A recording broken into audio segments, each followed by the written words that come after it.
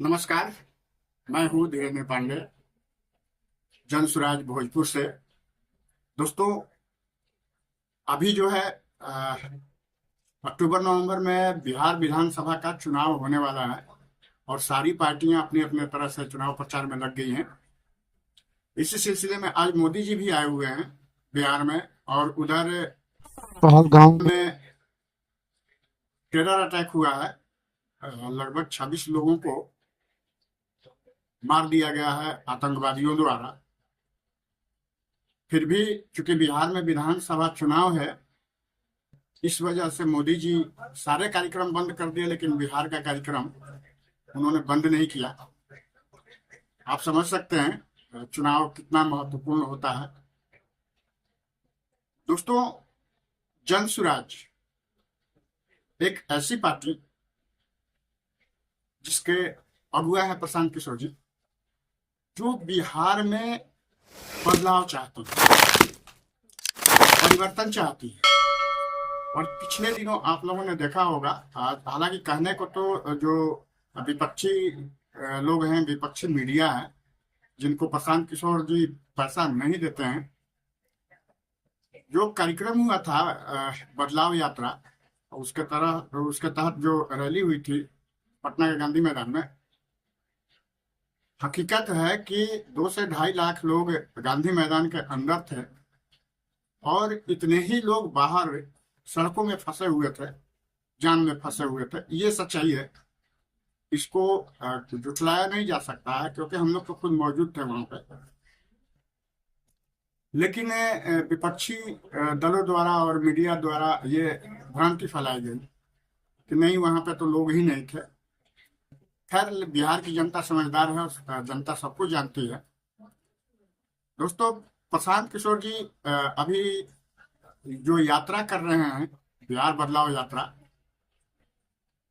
उसके तहत वो भागलपुर के एरिया में अभी भ्रमण कर रहे हैं, और वो पूरा बिहार का भ्रमण एक बार फिर से करेंगे। लेकिन जो बिहार की जनता है,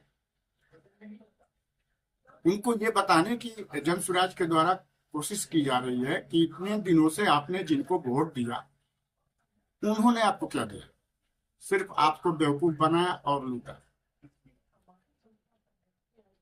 तो बिहार में ऐसा कभी नहीं लगा कि अब बदलाव आ रहा है, या बिहार जो है सुखी संपन्न बन जाएगा, यहाँ पे उद्योग धंधे लग जाएंगे। सिर्फ ये लोग बातें करते हैं, और बातें करके चुनाव के वक्त ये लोग आते हैं, बड़ी बड़ी फेंकते हैं। फेंकने के बाद इनके पक्ष में हो या विपक्ष में हो, चुनाव का परिणाम, ये लोग फिर सो जाते हैं, फिर 5 साल बाद जगते हैं ये लोग। लेकिन जनसुराज के साथ ऐसा नहीं है, क्योंकि जनसुराज के जितने भी लोग हैं, उनकी सोच वही है कि अब बिहार में परिवर्तन किया जाए, बिहार में बदला जाए। जो बिहार के युवा बाहर जा रहे हैं, या तो पढ़ने के लिए या रोजगार के लिए, उनके लिए ये व्यवस्था बिहार में ही किया जाए। मतलब बिहार के युवा जो है टैलेंटेड हैं, बिहार के लोग तो हमेशा से मेहनती भी होते हैं। अगर उनको ये सुविधाएं मुहैया कराई जाए यहीं पर, तो ऐसा नहीं है कि बिहार बदल नहीं सकता है।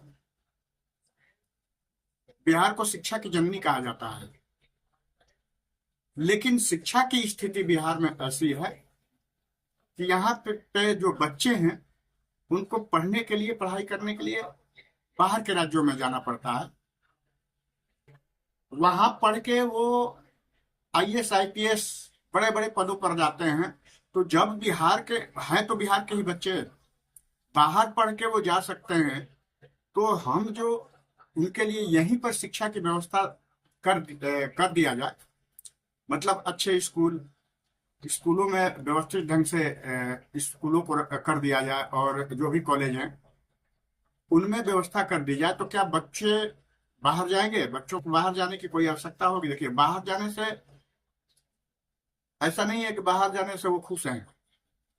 बाहर जाने से समस्या क्या है? एक तो उनका पैसा लग रहा है, ज्यादा खर्चा लग रहा है, क्योंकि वहाँ खाने का, रहने का, आने जाने का समस्या है।